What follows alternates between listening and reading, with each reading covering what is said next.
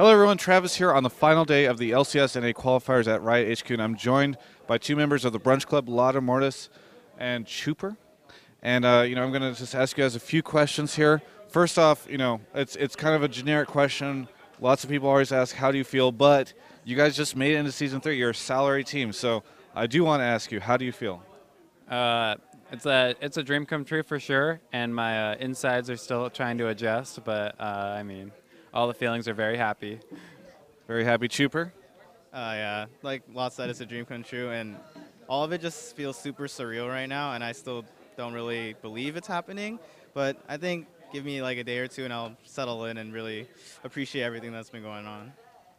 So obviously becoming a salary team, playing twice a week, that's sort of something that ends up making you have to make a couple life adjustments. So are you guys going to get a gaming house, move down here? Like what are your, either one of you guys have jobs that you're going to quit? Like where are you at on all that?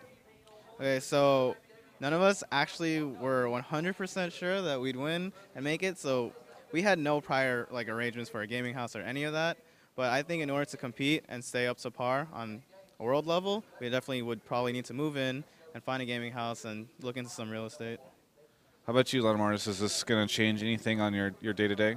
Well, I would appreciate staying at home and living with my family, but I realize to stay competitive, you have to move into a gaming house. So that's probably the route we're going to take. Like Chuuper said, there's a lot of groundwork we still have to lay for that, but it's something that we're definitely going to be looking into. And I mean, we all have lives, but none of us have jobs except Nick, and he's going to quit his. So, yeah, we're going to move into a house and look to be competitive really soon. You said you'd like to live with your family, but you also need a gaming house, so why don't you just move the entire team in with your family? Good point. Yeah. Move in with us. Yeah, there you go. We've seen his internet. Lautemortis' internet is, by God, the worst I've ever seen in my life. So that's a no. Horrible, horrible. All right. So, Lautemortis, you talked to me on, I guess it was Friday, and we discussed the fact that you took some bad players and created an awful team, and now you've qualified into Season 3 with that awful team. So what is the next step for you and the Brunch Club? We're trying to get even worse than we currently are. I mean, I don't know what's worse than awful. Maybe super bad or, terrible. I mean, you want me to stop there? So, we need a gaming house.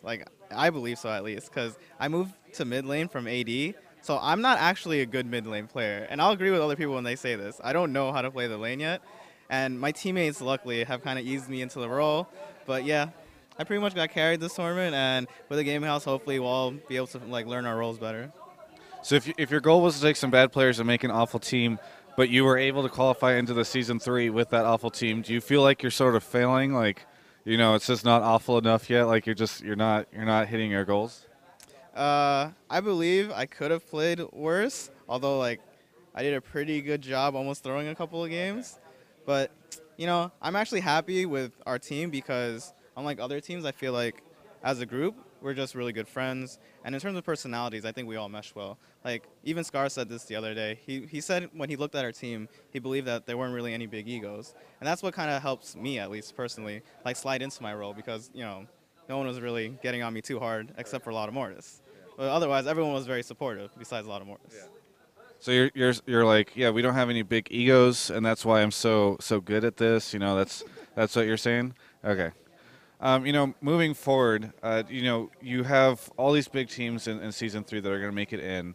I know you joked a little bit about becoming an awful team or worst team, but, what do you think your chances are since you'll now be going up against TSM Dig and some of CLG, some of the more established teams? Right off the bat, our chances don't look very good at competing with them.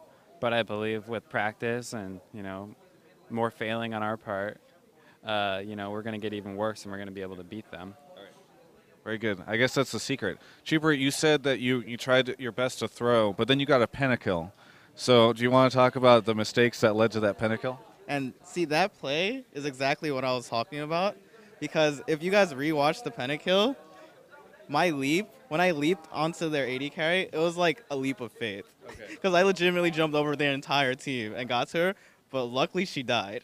And it all worked out, and from there I just kept jumping. So yeah, I was trying to throw at that moment, but it just happened to turn out well.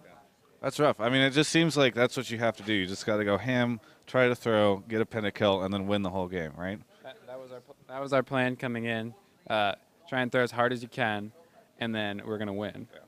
So just people aren't used to the aggressive play style. So hopefully once they get used to the aggressive play style, they'll know how to help you throw. Yeah, then they'll be able to finish the throw for us, and we'll get worse. Okay. It's just they got to catch the throw. That's what you're saying. Yeah. You know, looking at all the rest of the teams that are still in today, there's 4 of them. Any predictions on who's going to get through? Marn, right? Marn. Is that the same with you, Chuuper? Marn. Was there any sadness between like Nick Wu and Clicky D? Like, how did that go through? We were all happy.